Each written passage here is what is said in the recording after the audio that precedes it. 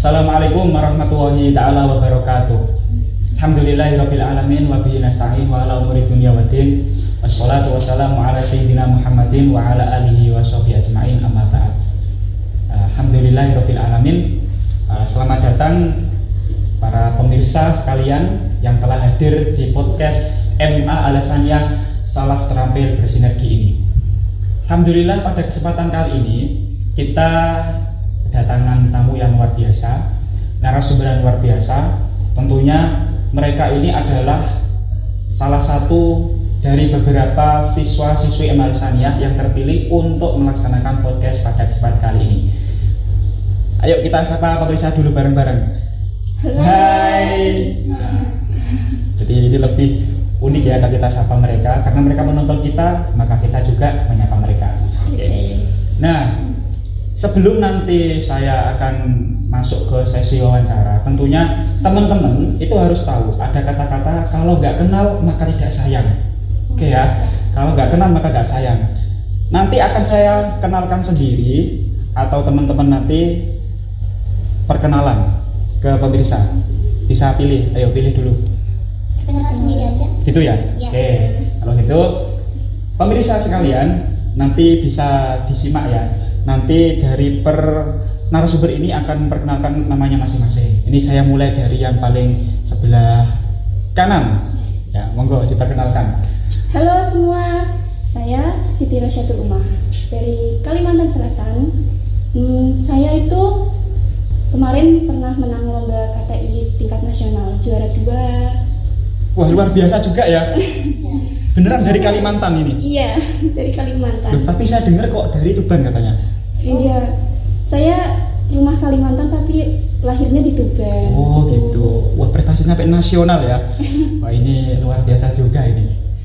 Langsung aja saja yang tengah ini. Oke. Hai semuanya, saya Amira Nurul Isyrah. Saya dari Bojonegoro, Jawa Timur. Adapun prestasi saya itu mendapatkan juara 1 MGK se-Kabupaten Tuban, cabang lomba Nahwu Ulya, Marhalah Ulya. Kitabnya itu Syarah Ibnu Aqil. Tapi dengar-dengar juga kok Anda itu pernah juara di bidang hafalan. Itu bener apa enggak itu? Iya, itu kalau itu baru kemarin bahkan itu MHN Alfia. Oh, Juara 2 tingkat provinsi. wah, luar Juara 2 biasa. Jawa Timur. Wah, Anda kalau disuruh utawi iku, wah, sudah luar biasa berarti ya. Mungkin wah ini menjadi motivasi juga nih buat saya. Ya, biar lebih bisa mengembangkan gitu loh. Nah, Ya. terima kasih. Selanjutnya yang itu yang paling samping. Halo. Bentar, Ya Allah. mau perkenalkan sendiri atau saya perkenalkan? Kenalan Oh, sendiri. silakan kalau gitu. Sama Halo yang lain. semua, perkenalkan nama saya Midatul Jannah dari kelas 12 IPS. Saya pernah mendapatkan juara 1 lomba KSM Ekonomi se-Kabupaten Tuban. Anda berarti itu ya, kalau disuruh untuk berbisnis kelihatannya kok masuk ini. Hasilnya, otaknya. Oh, ini sangat terampil ini. Dia selain bisa kitab, Anda bisa kitab nggak? Seperti ini yang tengah. Jago ini. berarti ini ya, berarti ini wah keistimewaan luar biasa ini. Ahli awal jurjan ini. Nah, ini selain bisa kitab, juga bisa ekonomi. Buktinya juara KSM. Nah, ini teman-teman semua itu harus termotivasi, harus bisa untuk agama, kemudian juga bisa untuk umum. Nah, ini luar biasa narasumber kita pada kesempatan kali ini. Tentunya teman-teman semua, para pemirsa, gak akan kecewa kalau menonton podcast pada kesempatan kali ini. Oke, simak ya selanjutnya. Nah, kita tentu akan masuk pada sesi wawancara. Kita buat santai saja. Tentunya kalau teman-teman itu prestasinya sudah mendunia kata saya. Karena apa? Sudah bisa untuk lebih dari yang lain lah, dan bisa menjadi uswah dari yang lain. Nah, tentu saya akan mulai dari yang mana dulu enaknya ini? Yang tengah ya. Samping aja. Tengah. Kita mulai dari yang tengah. Yang tengah saja. Karena yang tengah kan dia moderat, tidak terlalu ke kiri, tidak terlalu ke kanan. Yang tengah dulu. Mungkin nanti bisa diceritakan atau berbagi pengalaman gitu ke pemirsa semua terkait dengan yang saya tanyakan itu adalah apa sih motivasi Mbak siapa tadi namanya? Amira. Mbak Miro. Nah, Mbak Amiroh, kira-kira apa sih yang menjadikan Anda itu kok termotivasi untuk giat belajar, kemudian untuk berprestasi yang tinggi, padahal Anda itu ya setiap hari ngaji terus gitu. Kok bisa ada keinginan gitu loh maksud saya. Kira-kira gimana? Oke, terima kasih untuk kakak host. Maaf, namanya siapa ya? Oh iya, saya lupa. Nama saya Latiful Wahab. Pokok jangan panggil bapak ya, masih muda soalnya saya. Oke. Nah, Panggil apa ya?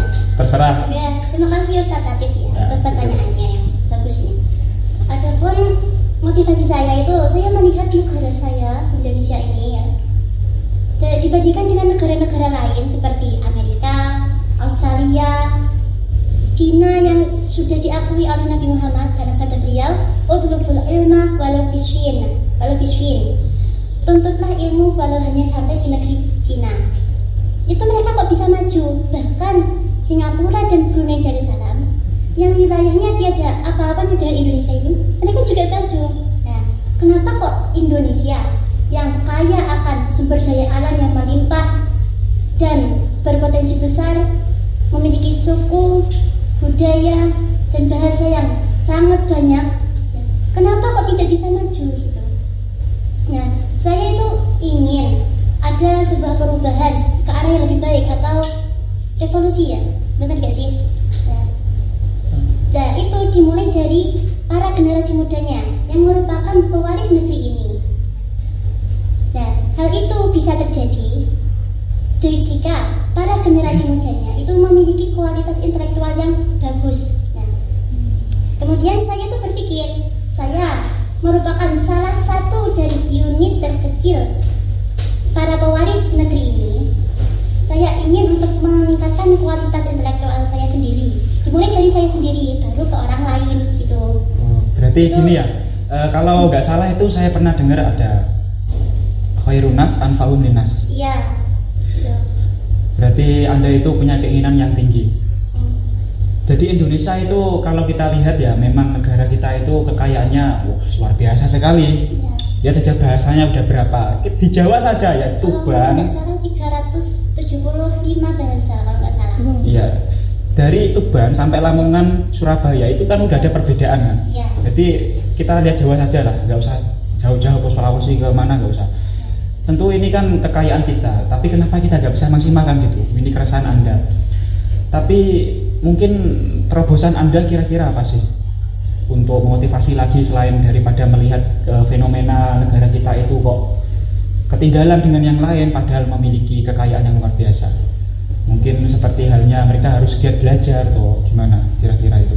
Ya seperti tadi, saya selaku generasi muda penentu nasib negeri ini. Kalau pewarisnya itu tidak bisa menggunakannya dengan baik, negeri ini akan hancur, bahkan akan mungkin bisa terjadi penjajahan lagi. Oh, jangan sampai ini. Jangan sampai gitu. Nah, kita ini menuju Indonesia Emas 2045, masa jajah lagi kan? Jadi kita harus mandiri dalam segi ilmu, mandiri dalam segi semisal ekonomi, mandiri dalam segi apa lagi kira-kira? Dalam segi mungkin pengetahuan luas lah selain daripada ilmu ataupun bisnis dan sebagainya. Terpenting juga karakter ya tentunya. Karakter juga ini harus teman-teman ingat. Ini harus kita benahi supaya kita gak kalah dengan negara yang lain. Nah, selanjutnya juga saya cukupkan saja lah ini sebentar. Nanti saya lanjutkan, oke ya? Saya tanya ke siapa ini? Ke Mbak Rosa atau ke Mbak Midah dulu? Mbak Rosa dulu aja. Oke, Mbak Rosa. Saya mau tanyakan, bisa lihat dulu ya, saya agak lupa soalnya. Gak apa. Mengapa Anda itu kok terobsesi untuk mengejar prestasi, untuk belajar? Padahal saya lihat Anda itu juga, mohon maaf ya, katanya perempuan itu nggak usah berprestasi, cukup di dapur saja. Itu gimana? Mohon maaf, oke ya, mohon maaf. Gimana itu? Mengapa kok Anda terobsesi gitu loh, maksud saya? Ya, terima kasih buat pertanyaannya. Menurut saya terobsesi untuk belajar itu kan baik, lagi pula toh kita diwajibkan buat belajar juga dari kita masih dalam kandungan, dari sampai kita meninggal kita kan masih diwajibkan buat mencari ilmu. Terus dalam hal berprestasi itu kan ya sebisa mungkin lah kita untuk mencapai prestasi yang kita bisa. Terus kalau tentang perempuan yang cuma kerjaan katanya gitu loh, soalnya begini ya, katanya perempuan gak usah belajar gitu loh, wes cukup saja nanti kalau dia sudah ke rumah sama anaknya gitu. Padahal kan saya pernah dengar katanya ibu itu madrasah pertama, maka penting untuk belajar itu kira-kira gimana? ya. Kalau saya pribadi sih kurang setuju kalau omongannya gitu. Terus perempuan tuh kan dia harus pinter buat ngajarin anak-anaknya, buat ngajarin orang-orang di sekitarnya gitu. Berarti gitu ya, berarti obsesi Anda itu ya karena ingin salah satunya mencetak generasi yang luar biasa lewat ibu gitu, sosok ibu. Oh ini luar biasa ini para wanita ini harus denger ini. Ya, jangan kok setelah pulang atau di rumah pikirannya itu masak saja. Tapi yang terpenting adalah menjadi madrasah bagi anak-anaknya itu. Nah ini luar biasa ini dari Mbak Rosa ini. Nah, ini juga motivasi saya nanti untuk mencari ibu yang kiranya bisa mendidik anak-anak lah gitu. Ya mungkin gitu. Nah, terima kasih juga. Luar biasa ini saya selanjutnya saja lah, nanti kita sambung lagi. Oke. Ini saya lihat saja ya. Nah, ke Mbak Mida yang belum. Mbak Jana apa Mbak Mida namanya? Mida saja, Mbak Mida. Saya mau tanya terkait dengan kapan dan di mana sih Anda itu kok bisa untuk belajar dengan luas. Terlebih Anda tadi katanya itu menguasai ekonomi. Nah, ini pendapat saya ya, karena saya lihat Anda itu biografinya kan juara 1. Berarti kan ada penguasaan ilmu tertentu. Nah, kira-kira kapan dan di mana Anda bisa meluangkan waktu Anda untuk belajar dan termotivasi untuk belajar sampai kok Anda itu bisa menjadi berprestasi gitu loh. Nah, disampaikan itu gimana? Terima kasih atas pertanyaannya. Jadi berhubung saya itu anak pondok, saya mengambil waktu untuk belajar itu di malam hari setelah semua kegiatan pondok itu selesai. Kemudian saya mempelajari pelajaran non formal. Selanjutnya saya mempelajari pelajaran formal. Itu pun saya tidak membutuhkan waktu yang terlalu lama, hanya sekedarnya saja. Soalnya dulu orang tua dan guru saya pernah berpesan pada saya dan selalu mengingatkan pada saya untuk jangan lupa belajar walaupun hanya sebentar.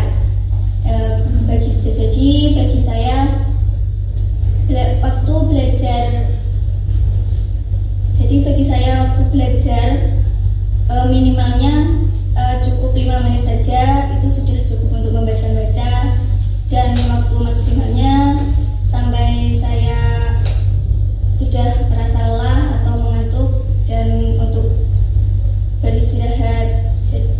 Dan di situ saya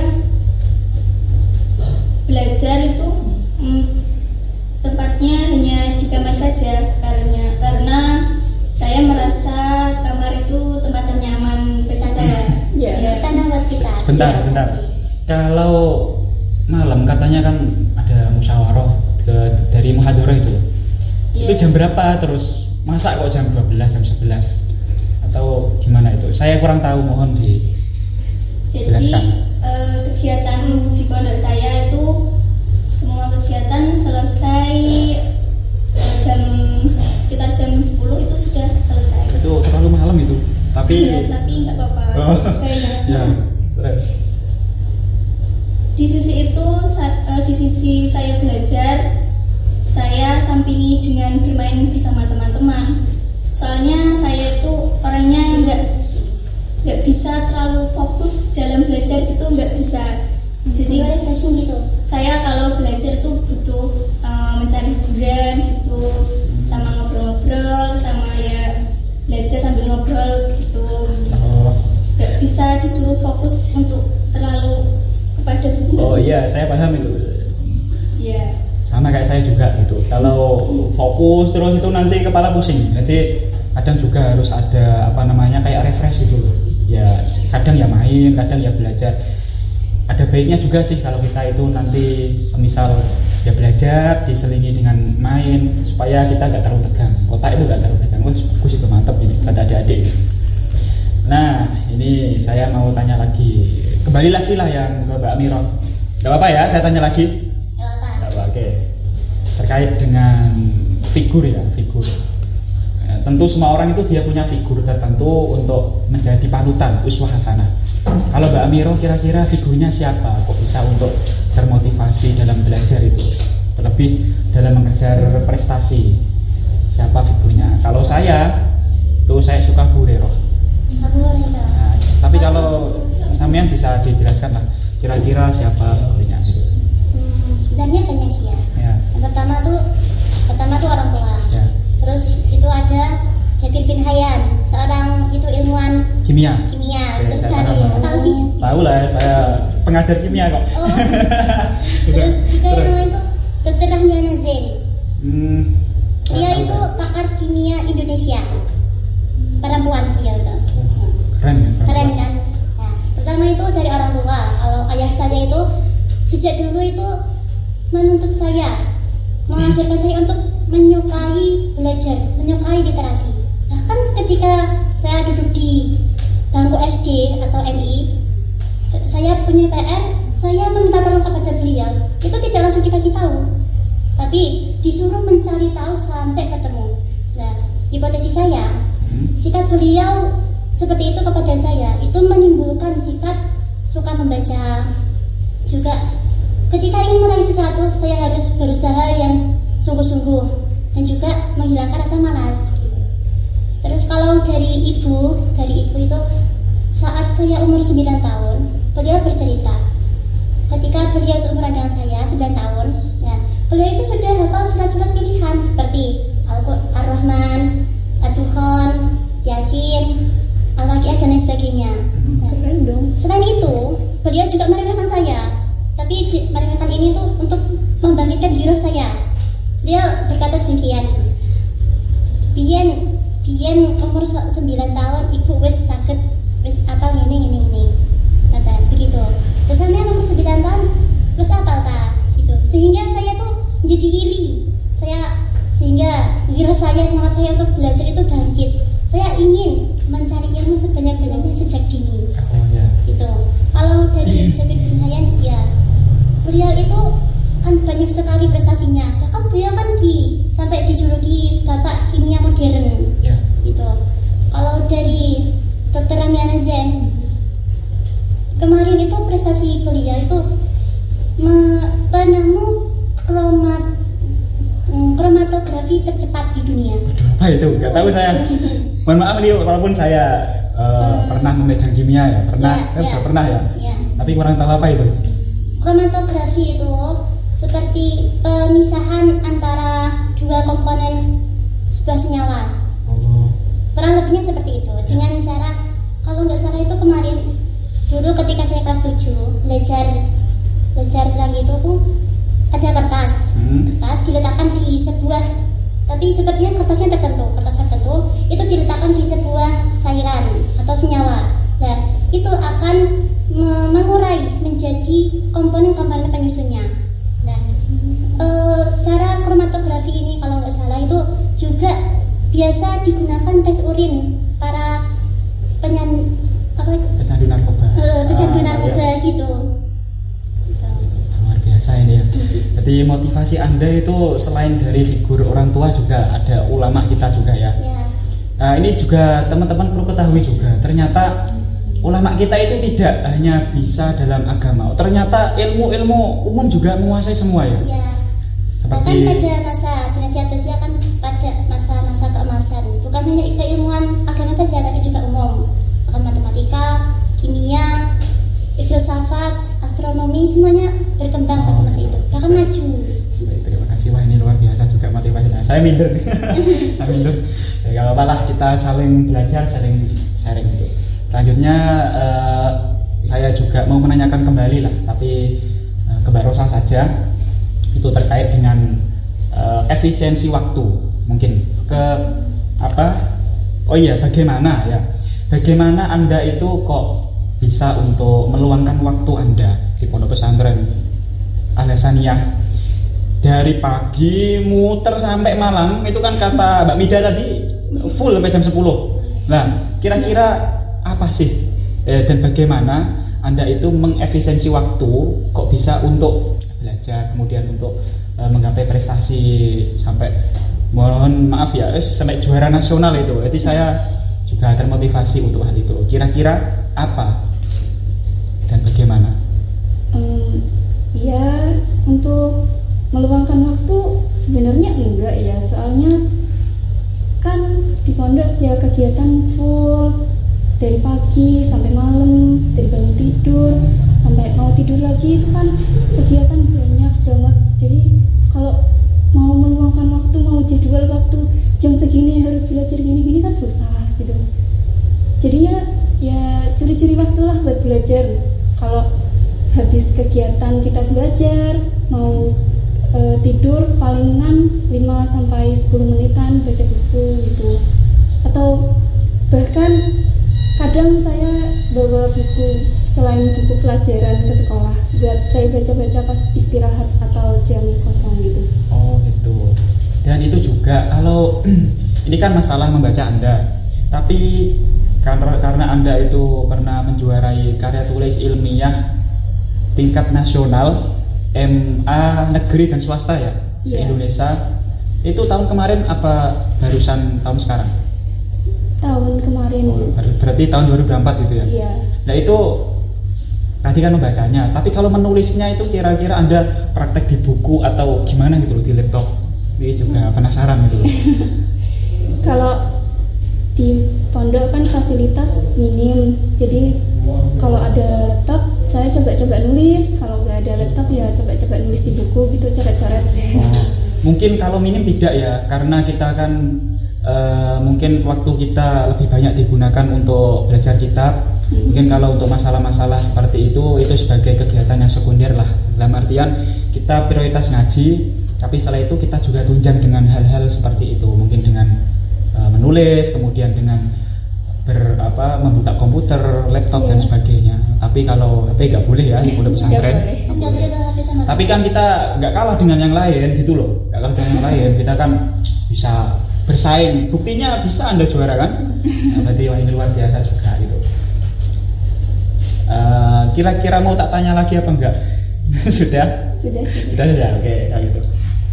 Nah, ini dari beberapa pertanyaan tadi tentunya menjadi hal yang unik ya, karena kita itu dari pagi sampai malam nggak berhenti untuk belajar. Mungkin Anda tidur pun mikir pelajaran, nanti pelajarannya ada nahwu, ada sorab, ada fikih dan sebagainya. Tapi Anda mencoba untuk meluangkan waktu itu untuk belajar dan belajar. Karena kita walaupun kata dari luar anak pesantren itu nggak bisa apa-apa, hanya bisa bawa kitab. Bahkan saya pernah dibilangin gini, kamu di pondok terus, nanti kalau nikah mas kawinnya apa? Masa mau membawa kitab, mau dinafkahi kitab loh. Ini orang-orang luar ini mindsetnya salah ini ya. Ini salah. Bener apa enggak? Dua arah ini bukti. Nah, ini kan jadi bukti kita semua gitu loh. Kalau pesantren ternyata itu tidak hanya bisa ngaji, tapi juga bisa untuk ilmu yang lain. Kalau nggak percaya, datang aja ke Al-Hasaniyah, nanti saya kasih tahu. Oke ya teman-teman semua di sini. Untuk yang terakhir closing, tentunya akan ada kata-kata hari ini. Kalau kata genjat itu tanpa kata-kata hari ini hati tidak akan tenteram dan tidak akan bisa sampai pada nurani. Nah, itu. Kata-kata hari ini siapa yang mau saya pilih? Apa kalian mengajukan diri atau gimana? Ini Mbak Mida aja. Selaku juara 1 KSM Ekonomi. Oke, kalau gitu. Karena saya memandang Anda kira-kira dari wajahnya kok ahli bisnis. Karena sudah bisa untuk menjuarai ekonomi, nah maka cobalah berikan kata-kata hari ini kepada teman-teman semua, terutama adik-adik kita dari Al-Hasaniyah, ya, dari MTS, atau dari MA, bahkan dari yang senior kita, nggak apa-apa, ini kita berbagi ilmu, sharing-sharing. Berikan kata-kata hari ini dan tentunya pesan yang bisa untuk dimanfaatkan sampai generasi mendatang. Kira-kira bagaimana? Kira-kira siapa enggak? Ya, silakan, berikan. Jadi untuk kalian semua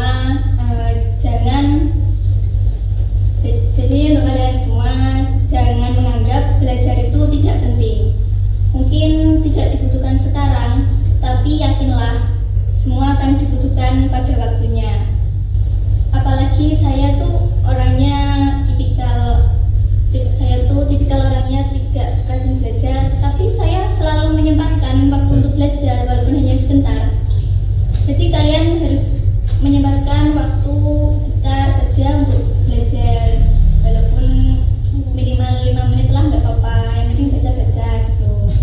Yang penting baca-baca tapi juga masuk ke otak loh ya. Jangan kok baca keluar ke telinga. Bahaya.